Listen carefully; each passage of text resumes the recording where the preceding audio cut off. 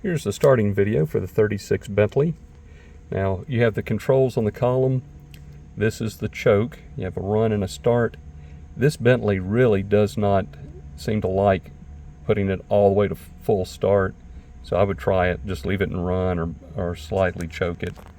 This is your ignition advance. Typically this you would retard to start. This car likes to start almost at full advance. This is a throttle, just, it's kind of like holding the gas pedal down a little bit, but you can just leave that closed, and this is unrelated to starting. So you'll turn this switch. The key doesn't do anything in this car. It doesn't turn. I think originally the key is supposed to be in it to start, but I think this will start even with the key out of it. So this turns everything on. You hear the fuel pump run, and then it stops. You can hear a little clicking. A little clicking is fine. It has to keep the pressure up. If it clicks fast and just keeps going and going and going, you're either out of fuel or you need to make sure you're not spilling fuel on the ground. Here's your starter button.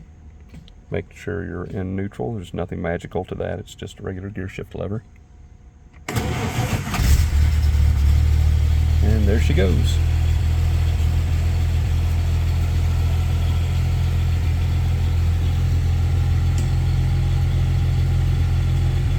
Looks good here. This is your trafficator.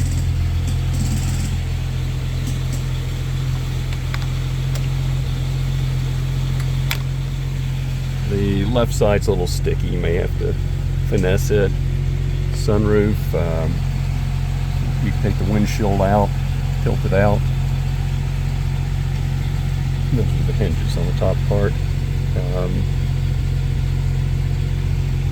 Everything else is pretty self-explanatory. This is your headlight switch. You see your lights up there. But that is your Bentley. And let me show you something under the bonnet. So this is part of these are your fuel pumps down here. And actually we had to redo that after you bought the car, so you're in great shape there.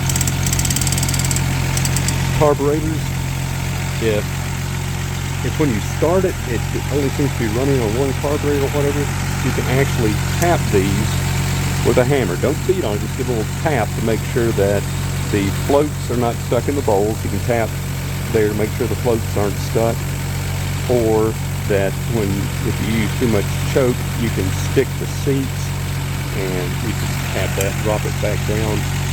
And the more this car is driven, the more all of that will behave well. As you can hear, this engine is just purring along.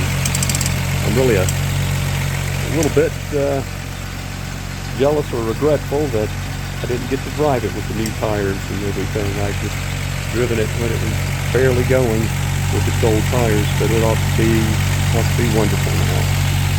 So here she is, and congratulations on your new Bentley.